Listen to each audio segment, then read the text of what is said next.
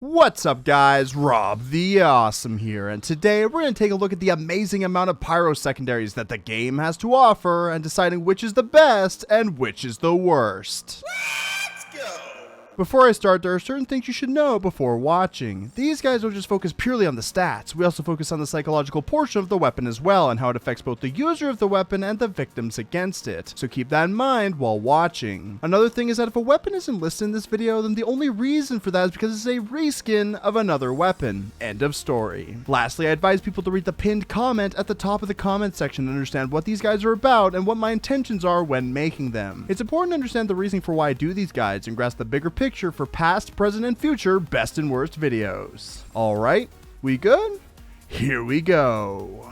Like always, let's start with the stock shotgun. This multi-class pump-action shotgun holds up to 6 bullets in its chamber and fires 10 pellets per shot. Each pellet does between 3 to 9 damage, depending on the distance, and can destructively do upwards of 90 damage per shot in close proximity. You carry an additional 32 bullets with you for a total of 38 potential shots, giving you lots of room for damage and lots of potential for finishing off your opponents. The shotgun can be equipped by the Pyro, the Heavy, the Soldier, and the Engineer, all of which have different uses for the gun itself. Depending on the role of the class, the shotgun can either be powerful or it can be a hindrance, but in the Pyro's case, a damaging secondary weapon is just what he needs to bridge the gap between his weaknesses. A Pyro has to get up close and personal to get any damage from his flamethrower. Even though a flamethrower can do 164 damage per second, sometimes with the intense and fast-paced movement this game offers, you don't have that second to completely bring down the target. A quick-acting secondary weapon works as the finisher for all the damage you've stacked up and can be a means to get the job done at a safer distance. Mix all of that with a powerful air blast combination and you've got a fiery force to be reckoned with. A Pyro secondary needs to help fix the problems the Pyro's main weapon can't handle alone. Whether it contributes to extra damage, being a time waster, high-end mobility, or more of a supportive utility, the right secondary weapon can make all the difference under intense circumstances. The weapon must be effective and useful in any situation the Pyro faces, and it must be able to support you and your team under extreme pressure. The shotgun is a reliable source of damage for when your flamethrower just can't cut it, especially with its short-range flaws. But for now, we're gonna put this weapon right in the middle and go from there.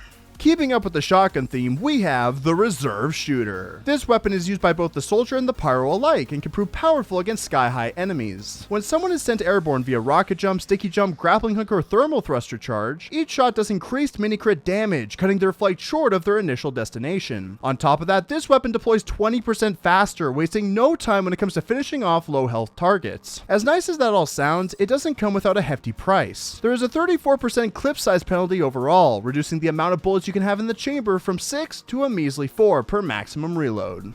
The Reserve Shooter is looking to be pretty strong in the right circumstances. Before the Inferno update, this bad boy was a little too strong for its own good. But enough about the past, this is the here and now, and the big question that's on everyone's mind is whether or not this weapon is still good in the hands of a pyromaniac. Let's take a good look at how useful the extra mini-crit damage can be. If a Soldier, Demo, or Pyro is attempting to make an escape with their high mobility tools, they're going to be making up a lot of distance. Having the ability to make up for the damage loss against long-range escapes, no matter how situational it may be, is certainly useful when you consider how and when it is they utilize these mechanics. Soldier, Demos, and Pyros will, for the most part, only utilize their jumping mechanics when they know they can't win the fight. Scaring them with the flamethrower's powerful damage and then instantly switching at the right time can give you the opportunity to perform 122 damage just as they blast off. Mix that with their self-damage sacrifice to perform these jumps in the first place and you'll have them dead in a single shot. Pretty handy to have this upside. However, it's far too situational to be useful all the time. If it were used against any other classes, it wouldn't have any effect. And grappling hooks? Who even plays manpower anymore? The stat is great, but only for specific class counters. If the enemy team has a good Soldier or Demo, it might be worth using if they can't help themselves to jumping away. Alright, what about the deploy speed? Does having a faster swap speed mean anything? Being able to bring out the shotgun super fast can be a huge help in ripping your opponents to shreds. Reducing the deploy speed will also reduce their option of escape, giving you the edge in the fight. But the real question we have to consider here is how do all of these upsides compare to what seems like a crucial downside? Does having 4 less bullets loaded into the chamber make all the difference? Though many would be inclined to say yes, in actuality, it's not the worst case scenario. When you consider what a shotgun is used for, the downside really doesn't seem all that bad. A shotgun, in the hands of a Pyro, is meant to finish off damage or deal damage at a safer distance. You don't necessarily need 6 bullets to kill someone. 4 will do just nicely in finishing off that flamethrower damage and ease them into escaping, just for you to knock them down in a shot or two. The downside isn't all that bad, and with all things considered, it functions exactly like the stock stock shotgun. But here's where the psychology comes into play. Despite the downside not being that bad, are the upsides any better? The upsides seem far too situational to be useful all the time. Even if the downside isn't that bad, it's still casting a bigger shadow in comparison. In short, the reserve shooter functions exactly like a stock shotgun, but with 2 less bullets loaded into the chamber at a time. Because the reserve shooter has neat upsides with non-threatening downsides, but is exactly like the stock shotgun but with a clip reduction, this weapon goes below the stock shotgun. It's stock, but slightly worse. Stock can hold 6 bullets at a time, while the reserve shooter can only hold 4. The upsides are neat, but aren't really impactful. Perhaps in specific situations, the reserve shooter will shine just a little bit brighter, but for the majority of the time, it's pretty balanced and on par with stock.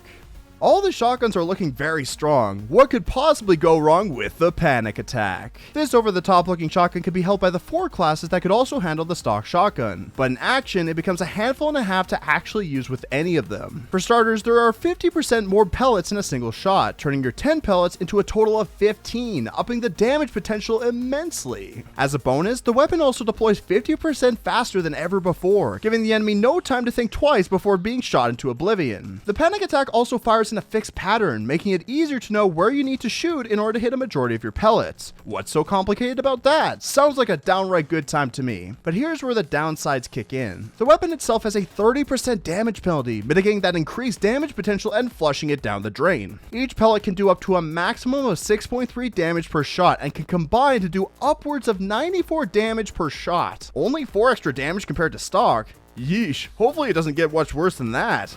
Well, it does. Every successive shot you take widens the shot pattern more and more, making the weapon less accurate with every shot and lowering its damage potential even more so than the damage penalty already did. Yeesh, this weapon took a turn for the worse. I mean, it was bad before, but this is looking to be super duper bad now. Alright, we need to keep a cool head. Perhaps it's not as bad as we think. You get 5 additional pellets with this weapon. You're going to be hitting a lot more of those pellets to get more damage output altogether. Whether it be super up close or at a decent length away, you're going to hit more of your shot. That would be an amazing thing if there wasn't 2 major flaws that counteract the upside completely. 1, the damage penalty. Even if you were to hit more of your pellets, the damage penalty makes 1 pellet obsolete out of every 4 you hit. If you manage to hit 12 pellets on the enemy, it's an equivalent to only hitting 9 with the stock shotgun, and so forth. The extra pellets almost seem meaningless, and at max you can only do 4 extra damage compared to stock. I would be slightly okay with this exchange if it wasn't for the second flaw, the fixed pattern getting wider with every successive shot. The first shot will always be the easiest to land, but if you continue shooting onwards, you're going to hit less of your shot and only be able to do upwards of 36 damage even at insanely close distances. You could counteract that by swapping between weapons every shot or reloading, but that ultimately, significantly, and heavily lowers the DPS for a downside that completely ruins the pyro's secondary nature. Take this into consideration. What if you miss your first shot by accident? Now you're going to be punished for it until you reload. You might as well just use the standard shotgun instead if you don't want to deal with all that crap. But what about the 50% faster deploy speed? It's unfortunately meaningless with the rest of the stats in mind. Oh my, I can't wait to pull out a weapon that'll hurt my chances of killing someone faster. If anything, I'd like to pull this weapon out slower so that I can contemplate, why am I even using this weapon to begin with? It would seem that the downsides heavily, and I mean heavily, outweigh the upsides, making it harder to finish or even deal any damage to the enemy, and all while wasting a slot for a better secondary to take its place. And because of these reasons, this weapon goes below the reserve shooter.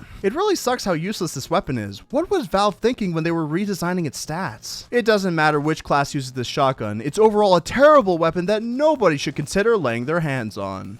The shotguns were cool, but I think it's time to turn up the heat. What better way to do so than with the flare gun? These bad boys work a little differently than your standard shotgun. Flares are projectile based and are only used one at a time. Luckily, you have a supply of 16 flares to shoot from, so running out of ammo won't be something to worry about. Every flare hits for the standard 30 damage with the addition of lighting your opponent on fire for 7.5 seconds, doing approximately 60 damage extra, that is, if they don't extinguish themselves first. The flare gun itself has a special property in that every time you hit a burning player with a flare, it will do 100% critical hit damage, doing an instant 90 damage on hit with the afterburn, all in one. What an interesting concept for a flare gun to be used as a deadly weapon. It definitely fits the theme for our fiery friend. Now to get into the age-old argument of which is better, the shotgun or the flare gun? Which one is most effective on the battlefield and which will live up to the test of time? Let's consider all of the factors: the instantaneous and afterburn damage, the combo potential, and the projectile that carries with a flare gun. A flare gun can initially do 30 damage instantly on hit with 60 damage worth of afterburn that follows. That sounds nice on paper, but not in actuality. With a huge amount of ways to get rid of afterburn, it really doesn't matter what afterburn can actually do, since medics, dispensers, health packs, Gerati, Mad Milk, sandwiches can all nullify afterburn pretty easily. Simply knowing your map makes afterburn a somewhat useless factor unless they are at low HP, and with 30 instant damage, I can't really say that they'll die right away. A shotgun, on the other hand, is reliable and consistent. Whether it's to start damage or finish someone off, you know what you're in for. In short, flare guns will guarantee you around 30 damage, but afterburn can be negated. A shotgun will do more consistent damage output over time. The damage goes to the shotgun. How about combo potential? If someone is on fire, you can do 90 instant damage on top of afterburn. Mix it with your powerful air blast and you've got an easy way to get tons of damage. That would be really cool if it wasn't for the fact that a shotgun can pretty much do the exact same thing. You can combo into a shotgun just as well as a flare gun and can do far more finishing damage to boot. Not to mention you've got 4 to 6 shots to decimate the enemy instead of just one at a time. And to add salt into the wounds, you can't perform flare gun combos against other pyros. With a shotgun, you play against the other pyro's weaknesses and have nothing to worry about. The combo potential goes to the shotgun. The last thing to look at is the projectile versus hit scan. The argument here is that you can hit someone with a flare from just about anywhere, even dealing 90 damage with a flare gun if done correctly. However, that doesn't quite work out that way. Sure, it is true that you can spam flares from any distance, but there are a lot of problems with that. For starters, the flares are super easy to dodge. Any competent player can just step aside. Another thing is that flares go across in an arc. It'll take quite a bit of time to get used to in order to hit anybody consistently. And lastly, with distance flares, you'll get spotted almost instantly. If you spam a flare, the sound and the fireball of a projectile will psychologically tell your opponent where you are and then kill you afterwards. It's too risky to keep spamming flares and it's ultimately not worth it. At least with a shotgun, you know what you're getting and you psychologically know in your head to only use it at close range. The projectile does not beat out the hit scan. And that's strike 3, ladies and gentlemen. Whether you like it or not, the shotgun is more reliable and a far better choice than the flare gun, but only by slight margins. You can tell I had to dig deep to find a flare gun's flaws, but they are quite common catches and can be the deciding factor in whether or not you get the kill. Because the flare gun is amazing damage-wise but cannot live up to the powerful standards of a shotgun, this weapon goes below the reserve shooter. The panic attack is still really bad. I don't even consider it to be a shotgun, to be honest, but against the real deal, the flare gun is great and powerful, just not compared to a shotgun.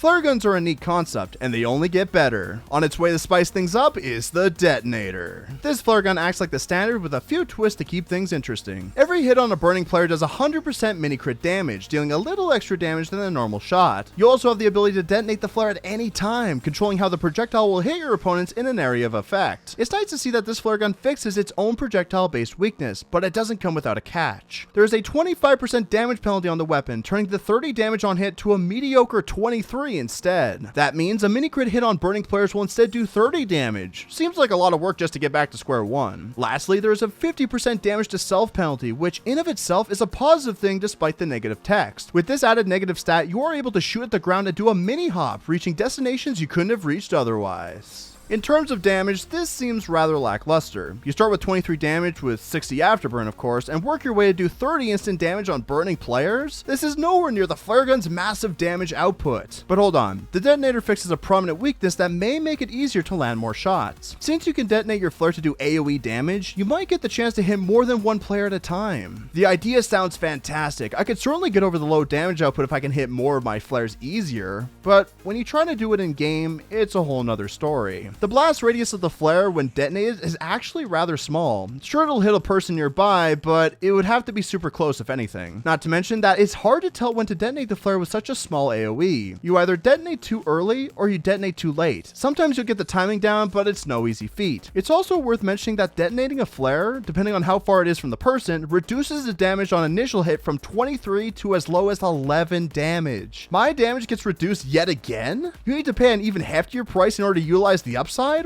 What a letdown! No use trying to detonate if it potentially cuts your damage in half. Might as well go for a direct hit instead. At least the detonator has one utility that can be useful from time to time, and that is flare jumping. The jump isn't especially high or anything, but it can be useful for getting into niche areas you couldn't have gone to otherwise. Whether it be to cross the gap on CP Steel or reach a high-end area on Frontier, the detonator could be a great thing to have for extra mobility. Besides that though, the detonator falls a little flat everywhere else. It would seem that this time the negative stat is what makes the weapon somewhat useful overall. Not to say that the damage or the detonation is subpar, but it's certainly lacking in a lot of areas in comparison to the other secondaries. Because the useful utility of flare jumping is somewhat useful but lacks damage and practicality everywhere else, this weapon goes below the flare gun. If the detonations weren't so punishing, it may have been worth using a lot more. Maybe up the blast radius or remove the damage penalty, but as it stands right now, flare jumping is really the only way to go when utilizing this weapon. I'm sure duct tape fixes a lot of the world's problems, but let's go for more of a redesign. Introducing the one, the only, the Scorch Shot. Not only does this beauty look amazing, but its functionality is absolutely amazing as well. Like the detonator, every hit on the burning player does mini crit damage, dealing slightly more damage than a regular shot. I hope. Here's where the flare gun gets good. Every flare you shoot knocks back targets on hit and explodes when it hits the ground, creating a large-scale splash damage AoE attack. When you hit a target directly, the shot lingers and explodes again, creating a 2-for-1 shot, doubling your damage. The knockback is increased when the person is on fire, which can play a key role in defending an objective or throwing off an enemy player. Wow, this sounds neat and useful all in one, but it can't be helped. There are downsides to this weapon. There's a 35% damage to self penalty on the weapon. It's less than the detonator's penalty, which means the hop is slightly less effective. But hey, you take less damage, right? And lastly, there's a 35% damage penalty on the weapon. Standard shots do 20 damage, with afterburn damage of course, which means the mini crit on burning players does 26 instantaneous damage, doing less damage than a standard flare gun shot. Ooh, that damage penalty though, that's gotta sting. Let's not jump to conclusions though. Let's see if the upsides can make up for all that damage loss. Like the detonator, mini crit damage on burning players is a neat thing, but it's inevitably an excuse to make up for the damage penalty, which in this case makes it scale lower than a standard flare gun shot. That's not much help at all. What about the other upsides? You can do a mini flare jump. That's kinda cool, right? It's not as high as the detonators, but it's still kinda useful in some places. That's alright I guess, but all that aside, this is where the Scorch Shot starts to get good. It has an insanely good AoE splash damage projectile, which can be extremely helpful in hitting numerous enemies. You don't even need to be accurate with this weapon. Aim for the feet and instantly light them on fire. Unlike the detonator, the AoE bubble is actually pretty big, and you can easily hit opponents no problem. What's even better is that if you hit someone directly, that flare pops up into the air for a couple of seconds for another explosion, which can help in doubling your damage or hitting more people that just arrived on the scene. Wow, and since that second hit can do mini crit damage, that'll just stack on the damage more and more. Awesome! That's actually super useful to potentially counteract the damage penalty, hit more of your targets, and make sure they feel threatened by your presence. Not only that, but the flares themselves inflict knockback, which can be another super useful thing when it comes to objectives or when you need to stall for time. If the person is on fire, the knockback is even greater. That's super cool. But as cool as that knockback mechanic is, it can also be a hindrance for you and your team. Initially, the Pyro is a front runner, someone who needs to get up close and personal to do any real damage. If you knock players back, especially when they're on fire, you will inevitably give them room to take you down or help them escape death's door. At least it can force them to run away and give your team room to gain ground, but otherwise it can be more of a hindrance to your performance than anything. So all in all, the damage penalty isn't all that bad, especially when you can potentially double the damage with a direct shot. And since you'll be able to land more of your flares due to the insane AoE, you'll be set to keep people on fire throughout the entire match. However, the knockback will continue to be an issue and is still no flare gun in terms of damage. You'll just be able to land more shots, making it a better detonator in every possible way. Because of the awesome upsides overshadowing the downsides, but the knockback could be a hindrance when getting the kill, this weapon goes above the detonator. It's a fantastic flare gun when your goal is area denial or objective defense, but when it comes to frontal damage, you might find that you're giving the enemy too many chances to escape and or kill you with the Scorch Shot's gimmicks. Are we done with the flare guns? I feel like Valve has exhausted all of its potential resources on those three alone. Wait, there's one more? Oh right, I forgot! The Manmelter. A space-age flare gun. How could I possibly forget something so out of this world? To start, the weapon requires no ammunition, because you have infinite ammunition to constantly keep shooting people without worrying about running out. On top of that, the projectile speed is increased by 50%, making the projectile apply almost instantly onto any target within range. Not only that, but the Manmelter has the ability to extinguish your teammates. For every teammate you extinguish with the Manmelter, you gain a critical shot that you can use to destroy your opponents with and regain 20 of your overall health back. Such a helpful and rewarding tool. What could possibly be the downsides? Unfortunately, there are no random critical hits with this weapon, and that is it. No more downsides. So, in a sense, this weapon is a straight upgrade. But wait a minute, what's the catch? Valve wouldn't just leave this weapon unattended as a straight upgrade forever, right? Let's look at this weapon in depth and see for ourselves. The weapon does not require ammo. That seems like a nice touch, but is it the end-all be-all? Since you stock 16 flares with a normal flare gun, chances are you aren't going to run out anytime soon. Especially with the insane amount of ammo packs everywhere, running out of a flare gun ammo is pretty much unheard of. So the infinite ammo is nice, but it's not particularly special whatsoever. What about the projectile speed? That sounds rather nice. Extra projectile speed is pretty neat, but it's still pretty easy to dodge nonetheless. There's no splash or AoE with this flare gun, so being direct is still the key. It still has all the flaws a standard flare gun has. Extra projectile speed can be a bit of a throw off if anything, but regardless, it is a nice add-on. Is it anything special? Not really, it's just a fast projectile and nothing more. But that alt fire ability though, being able to extinguish people with your secondary sounds pretty cool. Not to mention that it rewards you with a free 90 damage critical hit. With afterburn of course. Amazing, right? You would think so, but you're wrong. It's a cute gimmick that ultimately falls short. Let's consider the psychological point of view that makes this upside seem lackluster. What if there are no pyros on the enemy team? Without a consistent fire source to make the extinguish prominent, it's utterly useless at face value. Another thing to know is that your primary also extinguishes people as well. Since you'll be having the flamethrower out 95% of the time, the Manmelter's extinguishing power stays at the back of your mind and you forget it even exists. The last thing to think about is what happens after you get the extinguish. You get a free critical hit, but you can't miss or else you lose it. You can't store it for future use. Your next shot is a critical shot. If you miss, then oh well. If you hit, then good for you. There are too many psychological problems with this statistic that makes it far too situational to use. It's a standard flare gun without any extra damage boost or an AoE attack or flare jumping utility. All it can do is apply a consistent 30 damage with afterburn, and that is it. Because of the far too situational upsides, despite there being no real downsides and no naturally useful flare gun add-ons, this weapon goes below the Detonator. I can see why this is pretty much a straight upgrade. The upsides are all mediocre at best and too situational to be useful a majority of the time. If it gave you something more instead of make things psychologically complicated, it may go higher up on the list. But as it stands right now, it's nothing more than a space-age collector's item. Essentially, this would have been the end of the list of the Pyro secondaries, except that Valve decided to add 2 more, because that's what the Pyro needs, more weapons! Like, seriously, the Medic only has 13 weapons total, and the Pyro has 9 in the secondary slot alone. Why does he need more weapons again?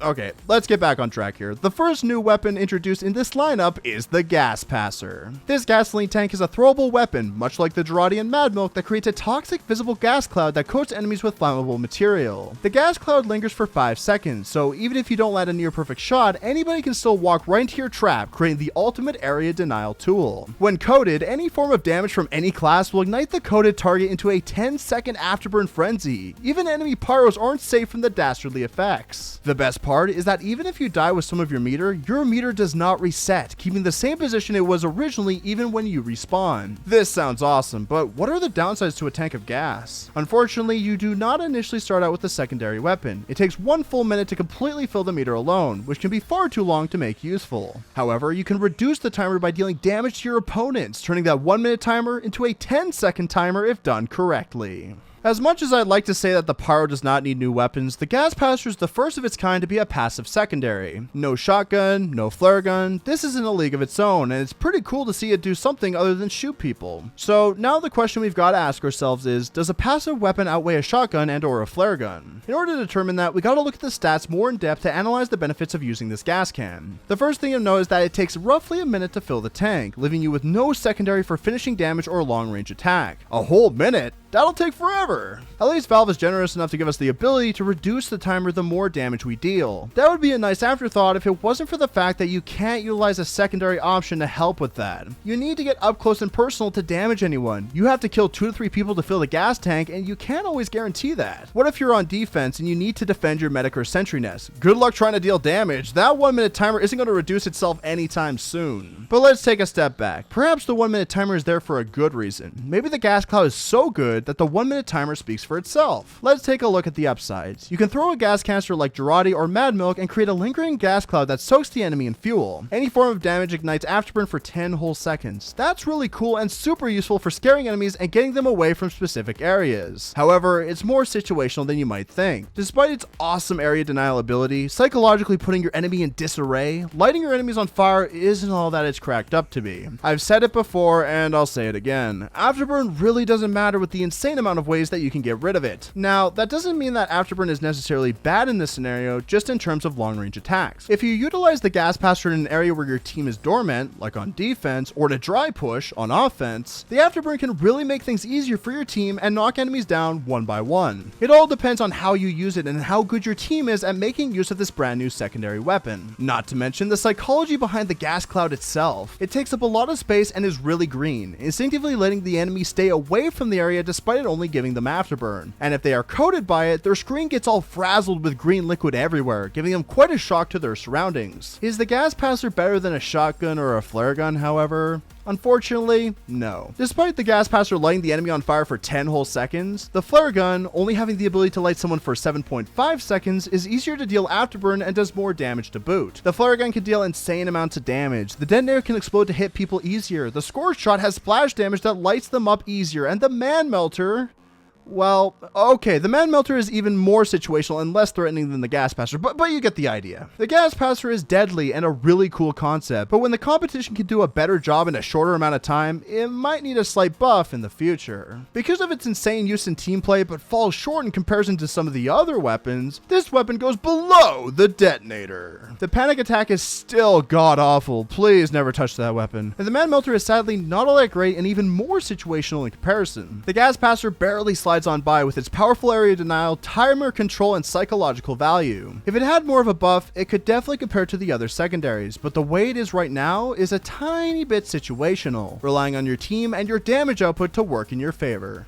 We're almost done, people. Bear with me. We're nearing the end of this very long list of secondaries. The last weapon we have left to talk about is the thermal thrusters. This secondary jetpack for the Pyro gives him more mobility to move around the map than ever before. The jetpack comes with 2 charges that can help boost yourself in the direction you are aiming with your mouse and keyboard. Each charge takes 15 seconds to recharge, so take careful note of how many you use at a time. The thermal thruster also deals 3 times the amount of falling damage to the player you land on, making this a Mantrides-like weapon for our friendly Fireblade. You can also extinguish teammates as you lift off and push enemies back when you land, with the force and radius being based on how much velocity your landing had. This sounds amazing, but this awesome weapon doesn't come without some crucial downsides. In exchange for mobility that recharges fairly slow, you give up a secondary weapon for a long range effect, fully relying on your primary and melee to handle all of the damage. Lastly, switching weapons takes a really long time, which can be annoying when you need to switch to a damage source in dangerous situations. Again, Valve decides to take the passive approach to new Pyro secondaries instead of shooting guns that Pyro clearly has too many of. Luckily, this jetpack has become a fan favorite. People love the insane mobility that Pyro now has access to. But here's the thing to think about. Is the lack of a secondary weapon justifiable for a high mobility option? Sure, the Pyro has more access to flank routes and faster rollouts, but let's take another look at the stats to further determine the outcome. You start with 2 charges and each charge refills every 15 seconds. If you decide to use your 2 charges to make a grand escape or to utilize a flank route, you're going to be left without a secondary weapon for quite a bit of time. The timing needs to go just right so that when you go in, you can easily back out, but that isn't always the case. TF2 is a wacky and crazy game. Anything could potentially happen. You can enter a high up area where the enemy team just so happens to have it set up. If you have no charges left, you're stuck with your decision, leaving you dead on the spot. But hang on, there's no denying how useful the jetpack is. It opens up a whole new realm of opportunities for the Pyro. That's true, but again, that is really situational. Some maps are designed to have areas only only a soldier, scout, or a demo man can access, giving the jetpack more meaningful use. But for a lot of the flat maps where sentries control the high ground, or in chokeholds where you can't really go anywhere, the jetpack is a straight downgrade, leaving you without a secondary to use whatsoever. This makes it a little too situational to be useful majority of the time. Hell, even the Detonator can access decently high areas, and at least that gives you some form of long-range damage. It seems like the Pyro passive items just aren't cut out against shotguns or flare guns, and with the panic attack on Manmelter being absolutely crappy, the new question now becomes, which passive item is better, the jetpack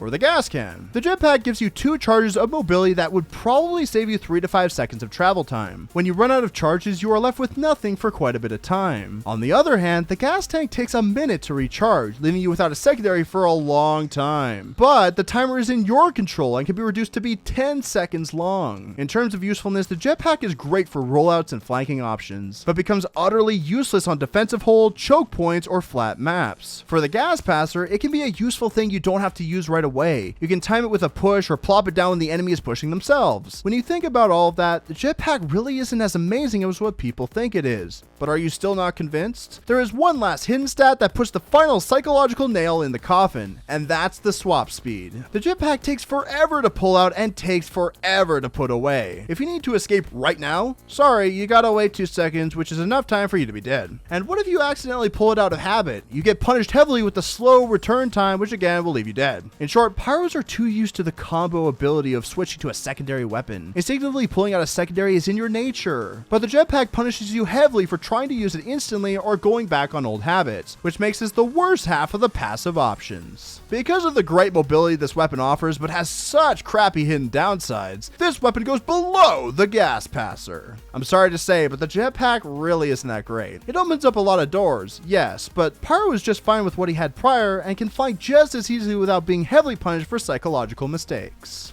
And those are the best and worst Pyro secondary weapons. Let me know what you guys think in the comments below. If you want to see more of these types of informational videos, leave a like and subscribe to let me know. Remember to be awesome, stay awesome, and to have an awesome day. I'm Rob the Awesome, and I'll see you guys later. Ciao for now. Motherfucker, I'm awesome. No, you're not, dude. Don't lie. I'm awesome. I'm driving around in my mom's ride. I'm awesome. A quarter of my life gone by, and I met all my friends online. Motherfucker, I'm awesome. I will run away from a brawl. I'm awesome. There's no voicemail, nobody calls. I'm awesome. I can't afford to buy 8 balls, and I talk to myself on my Facebook wall. You know my pants sag.